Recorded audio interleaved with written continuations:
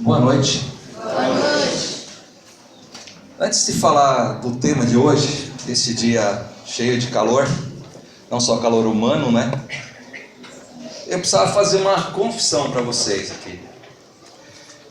Desde a última vez que eu vim, eu comentei com vocês que eu tinha 55 anos, ainda não mudei de idade, só agora, dia 30 de novembro, que eu faço 56. E eu queria dizer para vocês que nessa idade eu descobri que eu estou apaixonado. Olha só que beleza. Estou apaixonado por um homem bem mais velho do que eu, que nasceu assim há 2014 anos atrás, na Palestina, nasceu numa manjedoura. E eu tenho que confessar para vocês que todo dia que eu acordo, eu lembro dele. Todo dia que eu acordo, eu falo para ele assim: o que você espera de mim hoje? O que você vai me mostrar dentro dessa minha vida? Qual o sentido de eu ter acordado novamente hoje encarnado? Ao longo do dia, na medida que as dificuldades vão se apresentando, os problemas, os medos, a insegurança, ele está sempre do meu lado. Ele não me deixa sozinho. Os momentos alegres, tristes, tem momentos que ele até me carrega. E olha que eu sou pesado, hein? E ele não se cansa. Tem exemplos em todos os sentidos que possam acontecer na minha vida para me orientar o que eu tenho que fazer. Então esse jovem de 2014 anos de trás, 2014 anos que está aqui atrás, nosso Mestre Jesus. Ele tem sido a luz do meu caminho. E que se eu posso me espelhar em alguém nas suas atitudes, é nele que eu tento. Tento porque ainda estou muito distante. E você sabe de uma coisa? A minha mulher não tem ciúmes, porque ela também comunga do mesmo amor que eu comungo. E ele faz parte da nossa família. Ele está no nosso meio. E ele disse que onde 2 ou 3 estivessem reunidos por ele, ele estaria no meio.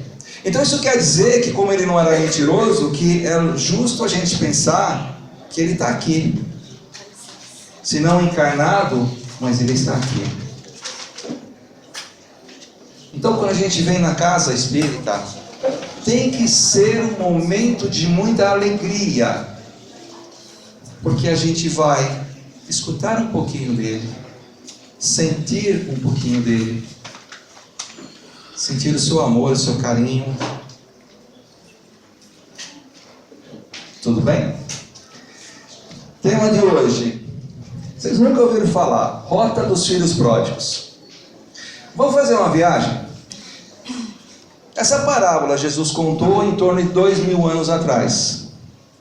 Então vamos tentar visualizar aonde que Jesus estava quando ele contou essa história, para a gente poder entender qual o significado real dela. Então eu vou passar um pouquinho de história, é pouca coisa, porque o tempo já não nos permitiria isso. Então, o que pensava, por exemplo, o morador da Palestina, quando Jesus contou sobre a parábola do filho pródigo? Isso se passa no 1º século do que nós conhecemos. E Jesus vivia diante de camponeses. As pessoas que ele tinha mais contato eram os camponeses. E eles viviam em aldeias. Nazaré, que a gente ouviu falar do nascimento de Jesus, quando Jesus tinha seus 30 anos, não passava de uma aldeia com 100 casas. 100 casas. Você sabe o que é 100 casas? A gente pegar a rua aqui de baixo, andar aí 200, 300 metros, nós temos 100 casas. Isso era o tamanho de Nazaré quando Jesus era jovem. Olha a proporção, é difícil enxergar qualquer cidade no Brasil que tenha no mínimo menos que 400 habitantes. E Nazaré era assim, na época que Jesus contou essa história. Então as pessoas, elas viviam o quê? Da terra. Elas tiravam a identidade delas da terra. Então, o que acontecia? Nesses momentos, existia um pai, o pai da família, o patriarca. É ele que coordenava tudo, é ele que mandava tudo, é ele que tinha autoridade sobre todos os bens. Então, era muito comum, mesmo aqueles filhos já casados, viverem juntos com os pais. Isso era comum naquela época. Então imagine que você tem 2, 3 filhos, né? Hoje, quando o filho vai ficando grande, a gente fala para eles assim: pô, não vai casar? Não vai ter sua casa? Não é? Você precisa assumir sua vida. Eu tenho um menino de 26 anos que ele fala que a casa está muito boa, que ele vai ficar solteiro até os 40. E aí, naquela ocasião era exatamente o contrário. Quando os filhos casavam, eles traziam as mulheres para morar com eles, ou os maridos, que era muito comum eles viverem com a família. E até quando os pais vinham a falecer, eles continuavam juntos. Ou seja, viviam uma grande família. Então, nessa aldeia que eles normalmente estavam, eles se reuniam como comunidades, e dentro dessas comunidades, eles ajudavam um ao outro. Então, eles dividiam serviços, alguns cuidavam do arado, outros cuidavam da lavoura, e assim eles dividiam e repartiam entre eles. É quase igual ao que a gente tem hoje no Brasil, não é? Bem parecido. Então, num determinado momento, Jesus vai nos falar que tinha um senhor, dono de uma propriedade, e que ele tinha 2 filhos. E esse filho chega para ele e fala assim: pai, me dá a minha parte, que eu quero ir embora. Imagina, pelas tradições, não era esperado esse tipo de atitude dele. E ele falou: pai, eu tenho direitos. Eu quero a minha parte, que eu vou embora. O negócio era tão sério que na ocasião, qualquer filho que chegasse para o pai e falasse que queria a parte dele, o pai poderia deserdá-lo, expulsar da aldeia e não dar nenhum centavo.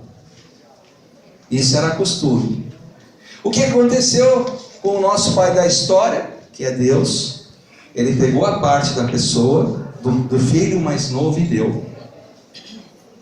Ele poderia ter negado, mas como Deus conhece todas as coisas, tudo que nós temos que passar, Ele já enxerga lá na frente. Ele entendeu que isso seria benéfico para ele ter essa experiência. Então, Ele permite, mesmo contra os costumes, que o menino pegue o dinheiro e vá embora. Só que não era uma propriedade muito grande.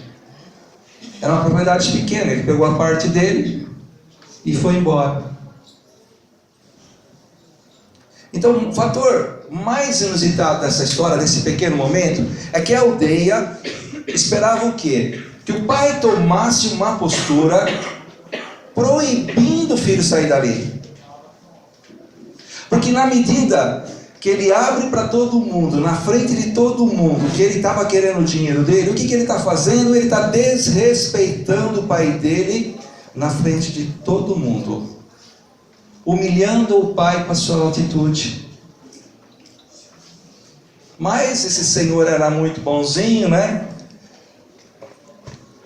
E não faz nada. Então foi o primeiro choque das pessoas que esperavam que ele tivesse uma atitude truculenta, não permitindo que esse jovem fosse embora.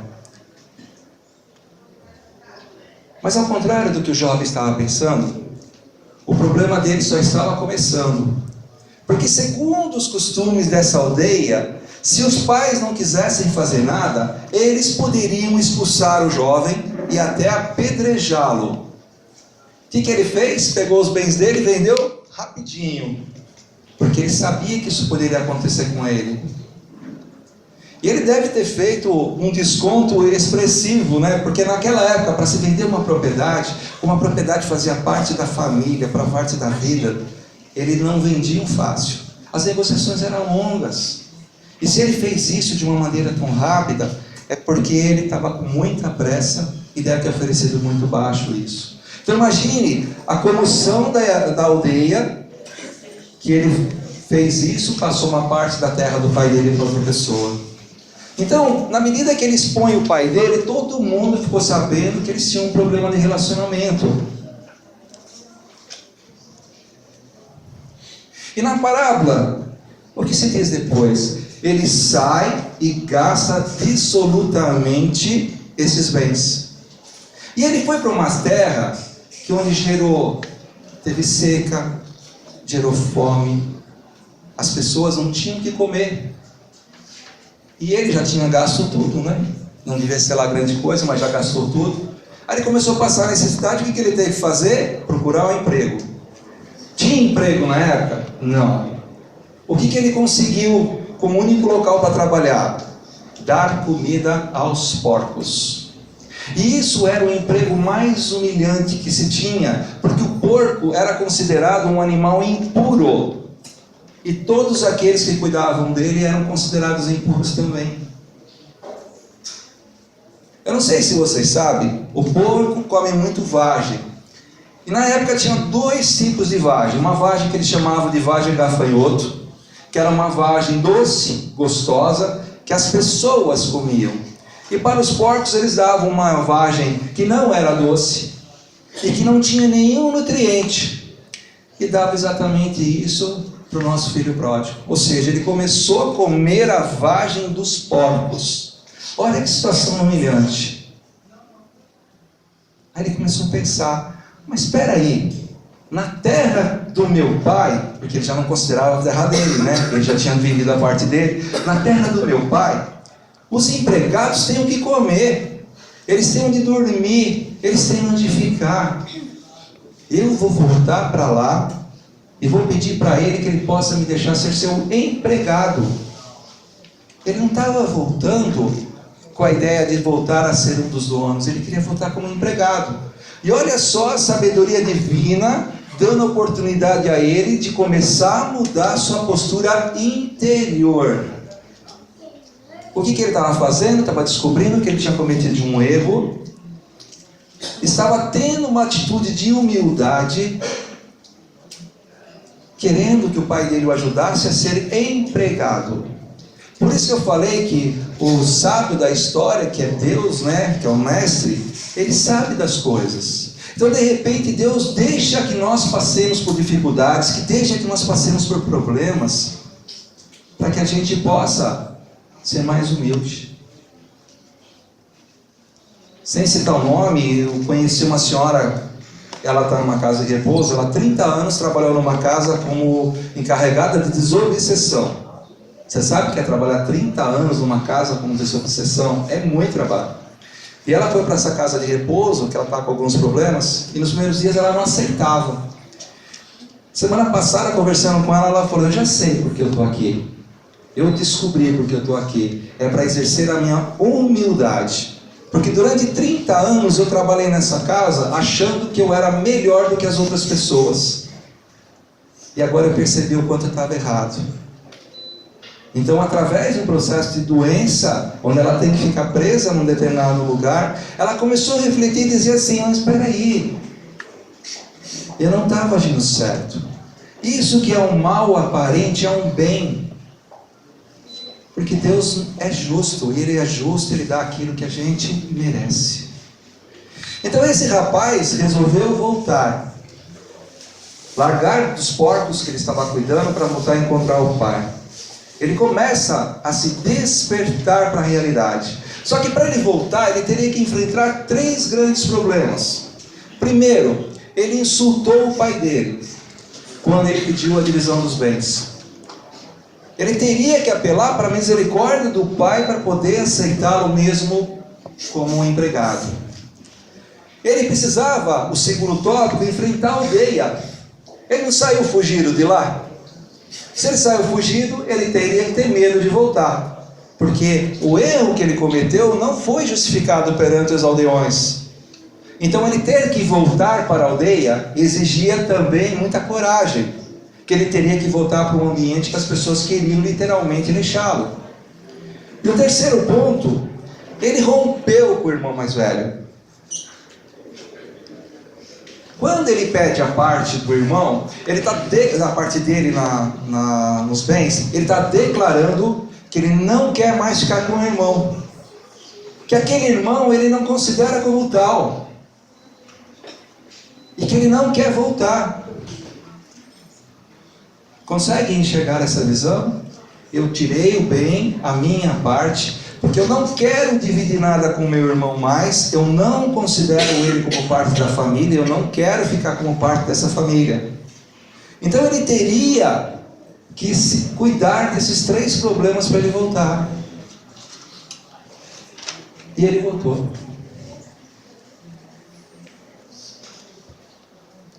Vocês já viram como anda ancião? Ancião é uma pessoa de idade, né? O ancião ele anda sempre bem devagar, até por causa da própria idade. E quando ele tem uma postura, isso a gente vê muito em filme, né? Quando ele tem uma postura de chefe, ele anda com toda aquela pompa, né? Ele vai caminhando como se ele estivesse desfilando. E esse rapaz, quando ele voltou, ele já estava bem longe, e o pai dele viu ele. Aí quando o pai viu, o que ele faz? Ele sai correndo. Imagine um ancião, mais de 80 anos de idade, vê o filho a longa distância e sai correndo para encontrá-lo. Nesse momento, a aldeia toda já parou, né? Se o ancião está correndo dentro da aldeia, algum problema sério tem. E todo mundo parou para observar o que esse mestre, o que esse senhor estaria fazendo. E ele vai lá, qual o primeiro gesto dele? Ele beija o filho, repetidamente. O que significava o beijo? Até hoje, simpatia, amorosidade, união, uma ligação familiar, de intimidade, de amizade, de carinho. Então, na sociedade deles, o beijo significava reconciliação. Então, o Senhor beija o filho na frente de todo mundo, porque queria dar uma demonstração para a aldeia que ele perdoou seu filho e que ele estava reconciliado. De tal maneira que as pessoas da aldeia não poderiam ir mais contra ele, porque ele estava tendo o ok do pai dele, dizendo: seja bem-vindo. E esse filho, quando ele beija, quando o pai o beija, ele fala: pai, eu voltei, eu errei, eu queria que você me desse a oportunidade de ser seu empregado, eu não mereço mais ser chamado de seu filho.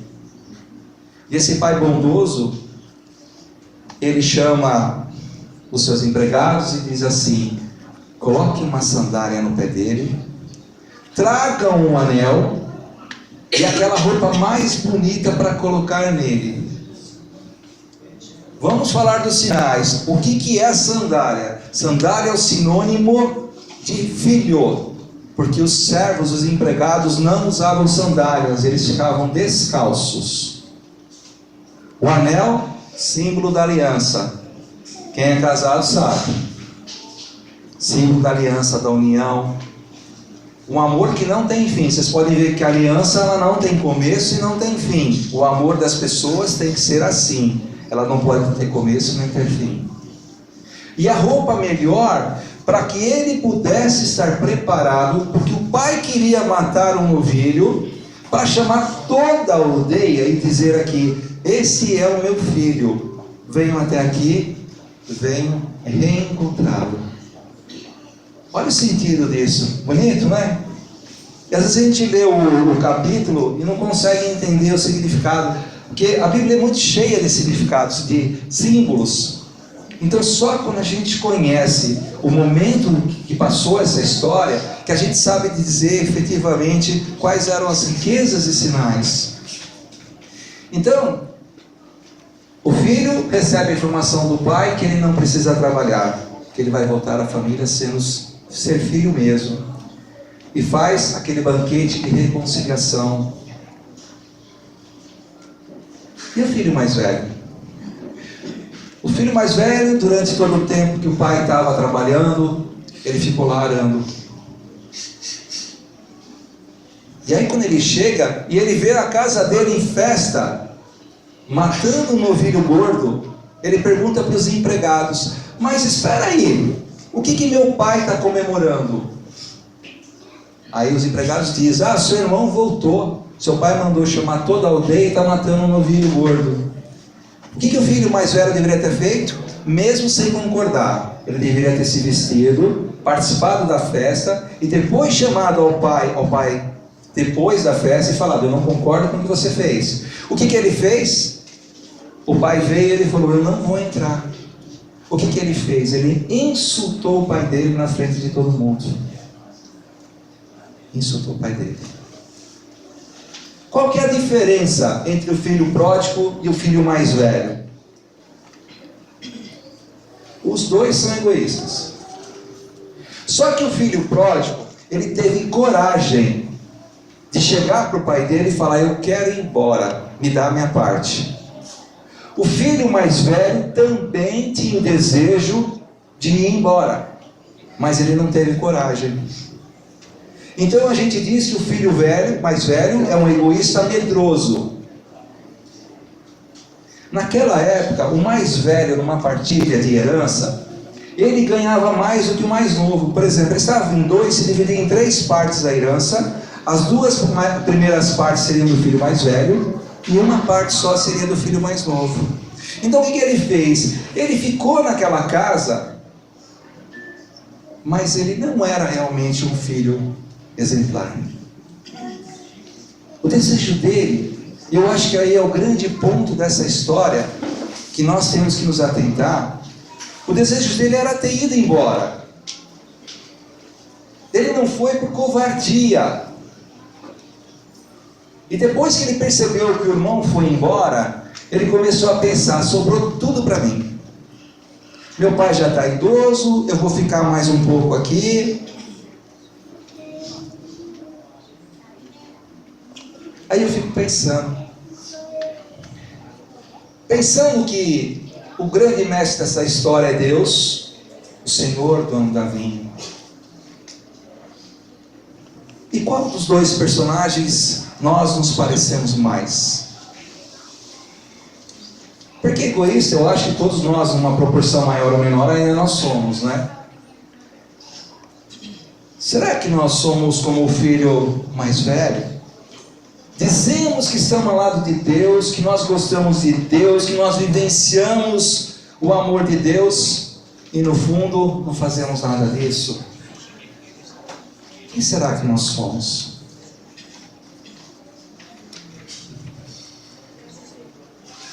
Uma vez perguntado para Emmanuel a origem do mal, ele dizia assim: o mal é todas as vezes que nós nos afastamos de Deus e das suas leis. E a origem de todo o mal é o orgulho e o egoísmo. Então, na medida que esses 2 jovens tomaram posturas diferentes, mais egoísticas, eles estavam gerando mal naquela sociedade.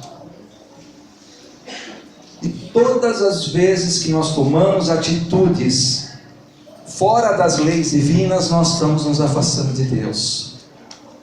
A sintonia de Deus é uma só, é elevada. Quando nós mentimos, quando nós ofendemos, quando nós prejudicamos alguém, desejamos mal para alguém, nós estamos nos afastando de Deus.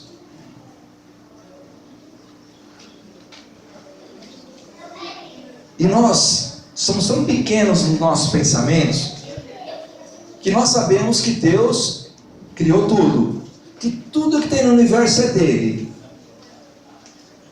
Os bens de Deus são infinitos. Infinitos. Assim como seus filhos também são infinitos. Então, se eu pegar bens infinitos por filhos infinitos, o que dá? Bens infinitos para cada um de nós.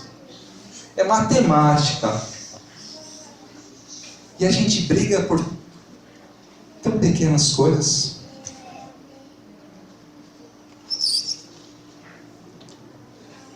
E Deus não pede coisas grandiosas, Ele pede coisas pequenas nossas. Tem um CD do Chico, com a voz dele, ele me diz assim: se nós soubéssemos os louros espirituais que vêm para nós quando nós fornecemos um copo d'água com caridade para quem precisa, se nós soubéssemos a alegria que está no céu quando nós escutamos por 10 minutos a mais uma pessoa que necessita, nós faríamos isso todos os dias em grandes quantidades.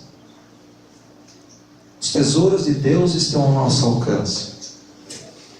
As suas propriedades são nossas. Nós somos milionários, pessoal. Somos milionários por estarmos aqui hoje, pela nossa saúde, pela nossa inteligência, pela nossa família, pelos nossos amigos, os nossos trabalhos, pela nossa vida. Nós somos riquíssimos. E aí, quando eu volto àquela pergunta que Jesus me faz todo dia, o que Ele espera de mim hoje, eu escuto bem claramente: seja feliz, pratique o bem, ame, respeite as pessoas do jeito que elas são, não julgue ninguém. Madre Teresa de Calcutá falava: quem tem tempo para julgar as pessoas não tem tempo para amá-las. Qual dos dois filhos nós somos? Qual? Às vezes eu penso que eu sou os dois ao mesmo tempo, porque tamanha a fragilidade que eu tenho na minha vida. E peço a Deus todo dia que Ele me dê força para vencer essas limitações que a gente tem, me dê força para que a gente possa amá-lo em cada criatura, em cada momento.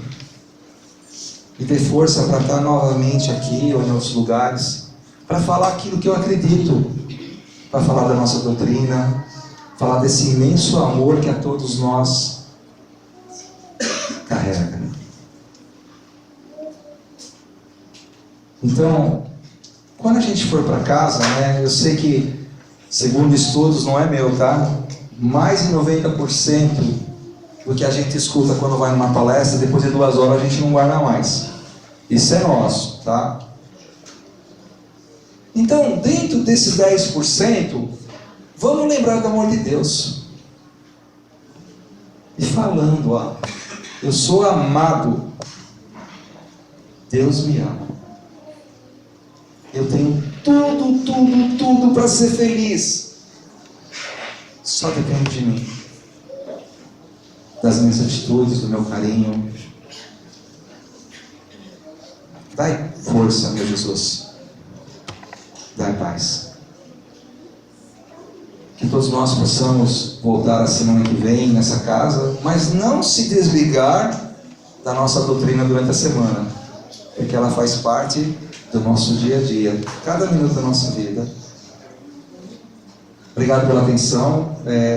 Desculpa qualquer coisa, tá? Deu para fazer, não acabou a luz, não é? Isso é maravilhoso.